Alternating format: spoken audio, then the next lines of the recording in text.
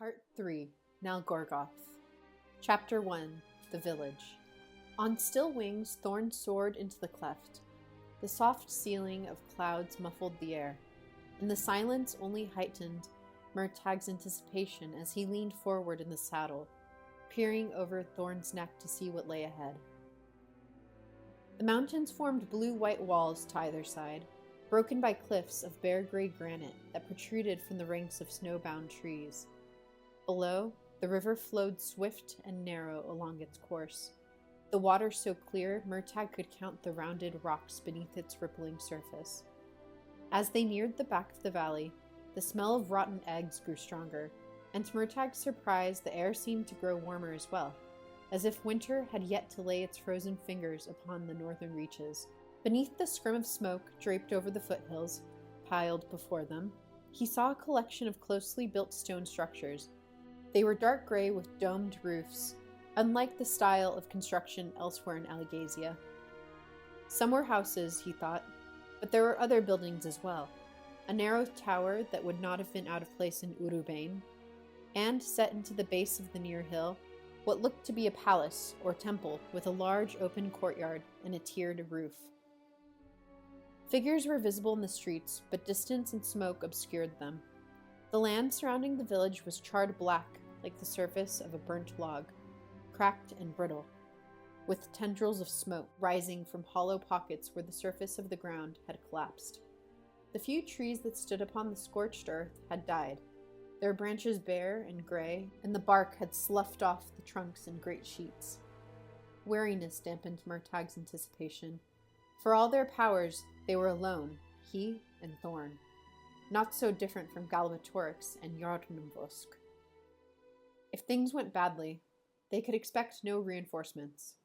Lord Varys wouldn't ride to their rescue, Tornak wouldn't parry a blow meant for his neck, and Aragon and Arya were too far away to reach them in time. A short growl rumbled Thorn's sides between his knees.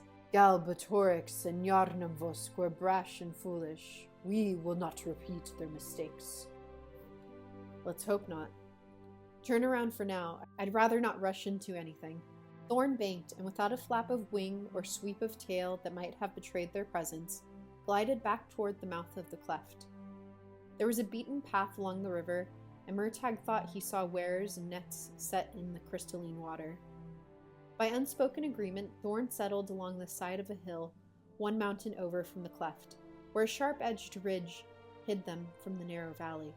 Murtagh loosened the straps around his legs and slid to the ground.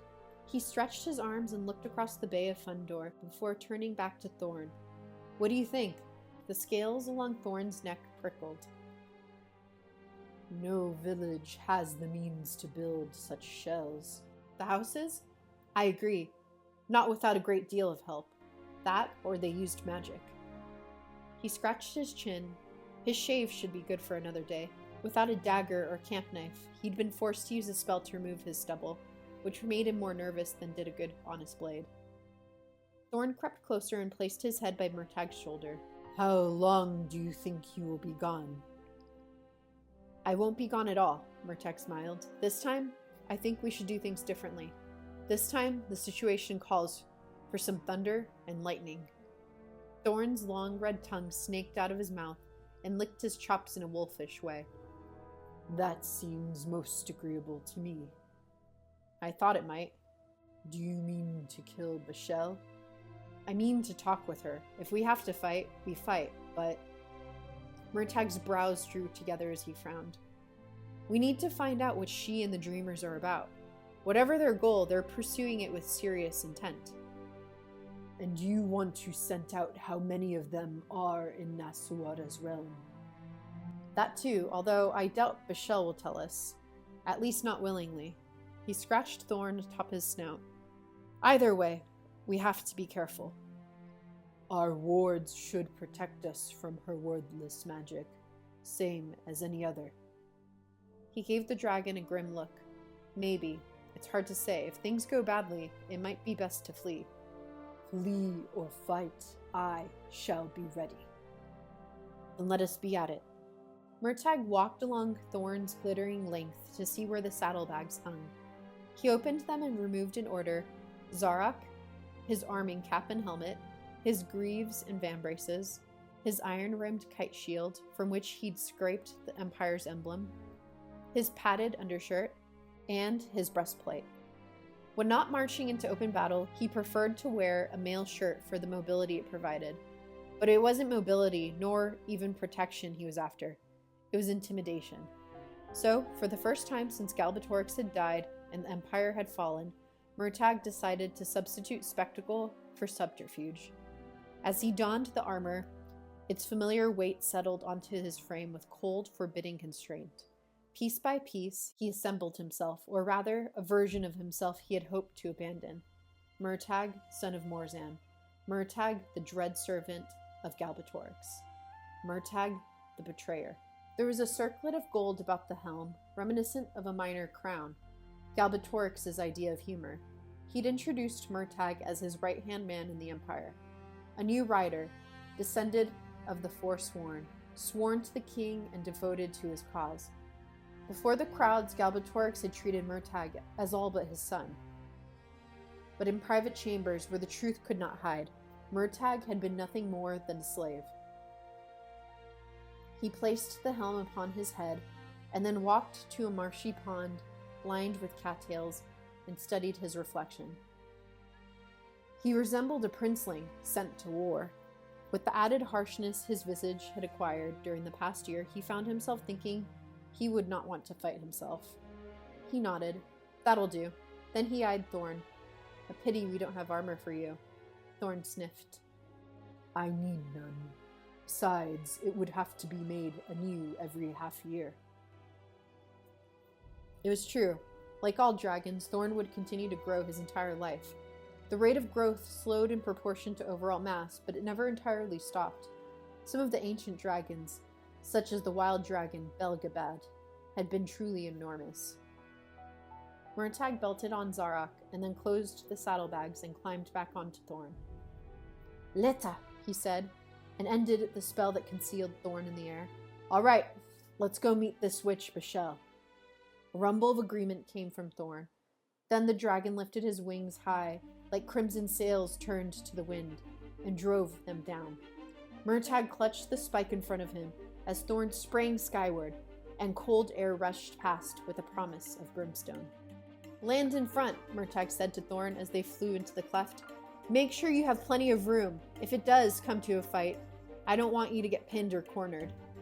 For a moment, Thorn's fierce enthusiasm dimmed.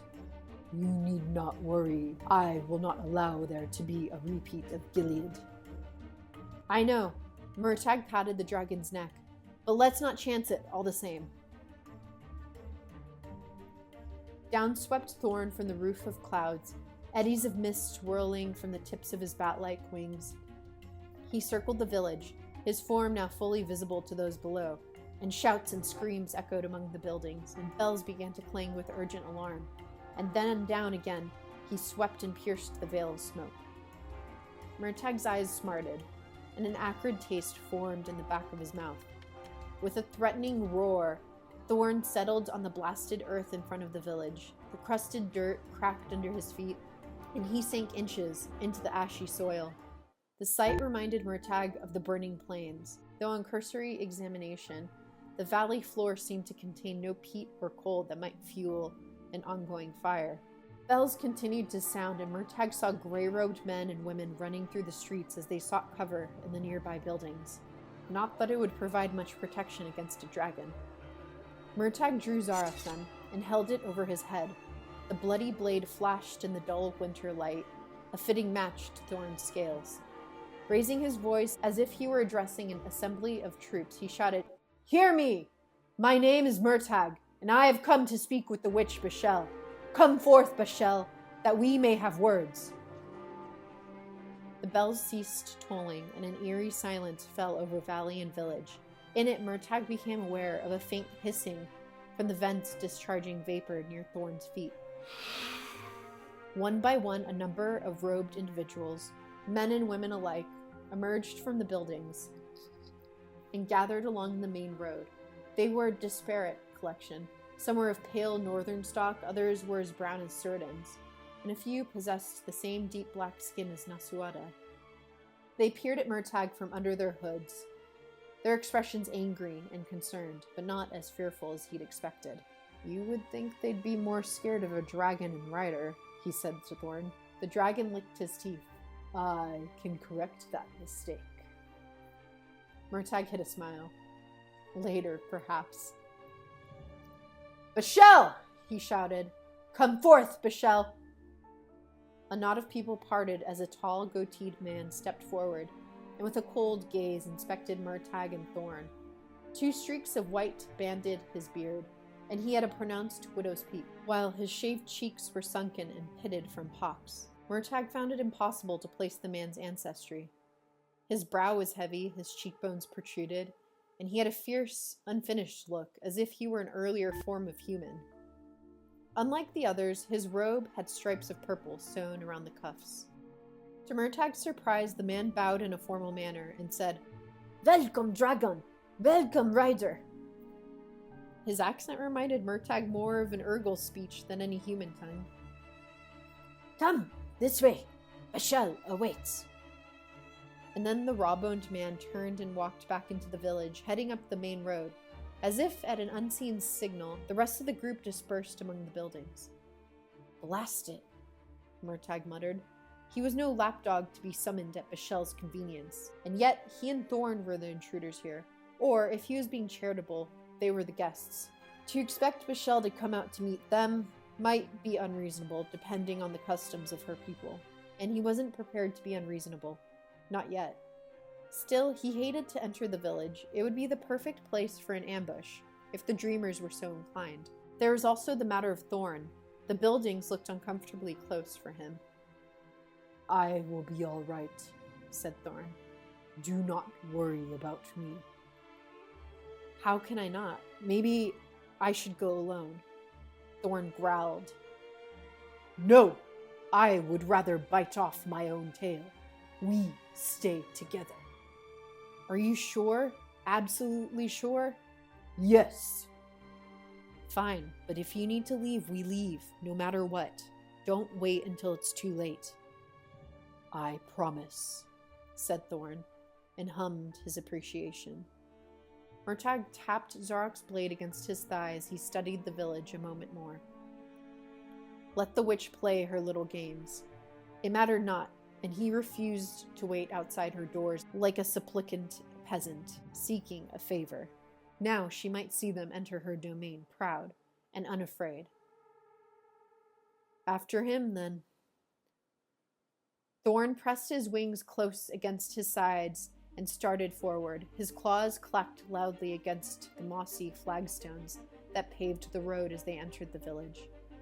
As Murtagh had feared, there was little space for them between the buildings, and Thorn grew tense beneath him. Murtagh could feel his apprehension as if it were his own. Still, for the time, the dragon kept himself under control.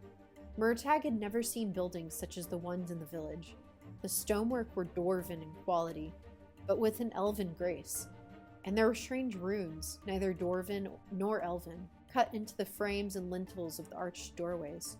Sculptures of dragon-like beasts adorned the cornices, and their frozen snarls gave Murtagh an uneasy sense of being watched, as if the entire village were a living creature crouched close to the earth, waiting for its prey.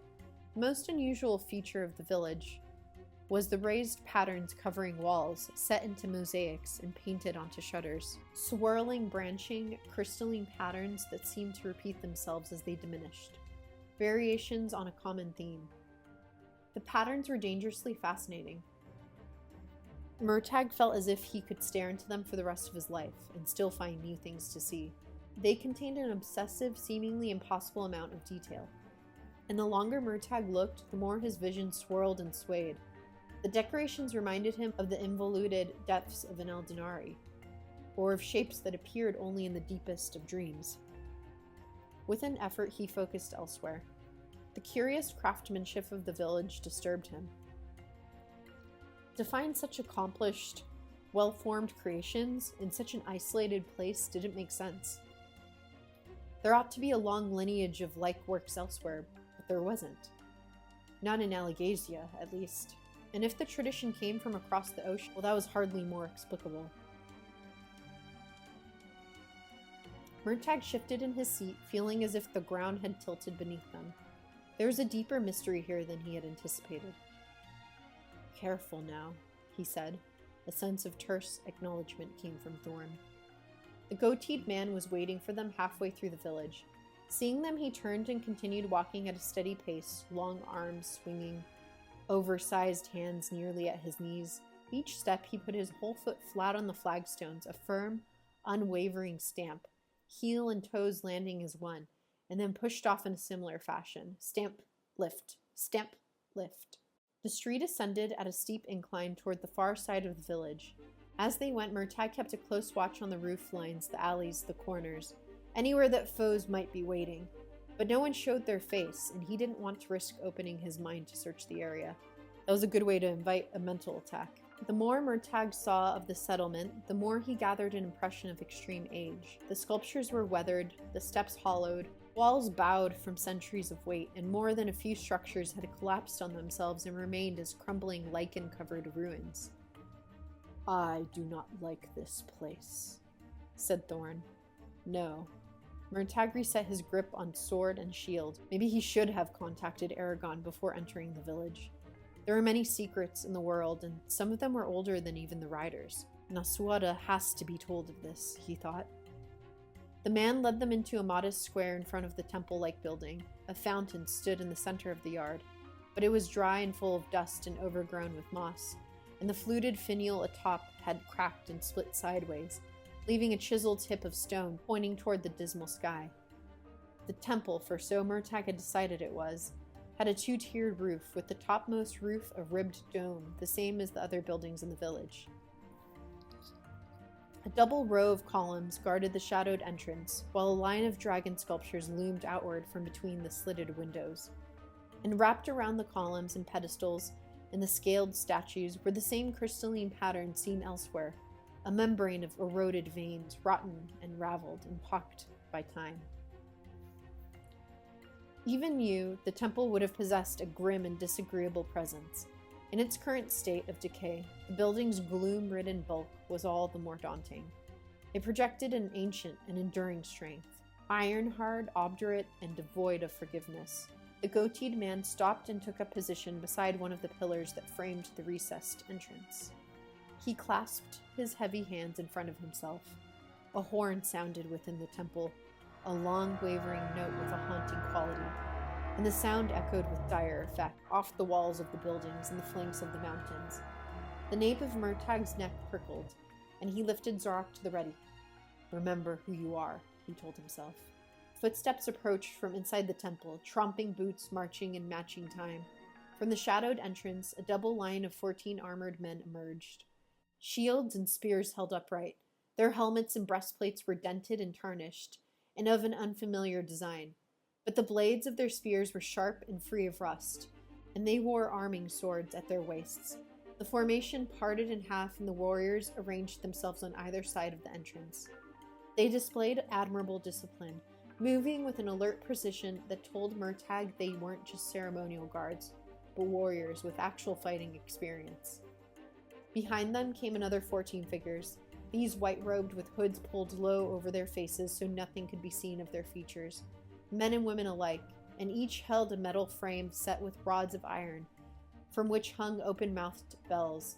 They shook the frames with every step, and the tongues of the bells wagged in a discordant chorus.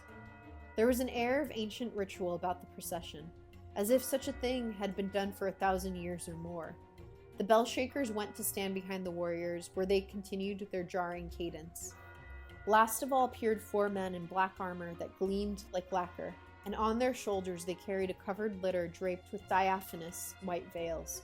Through the veils a figure was partially visible. Without word or signal, the 4 litter bearers stopped upon the edge of the square and stood in place. They stared straight ahead, unblinking and seemingly unaffected by the sight of Thorn. The bell shakers ceased shaking. With a whisper of sliding fabric, the veils parted.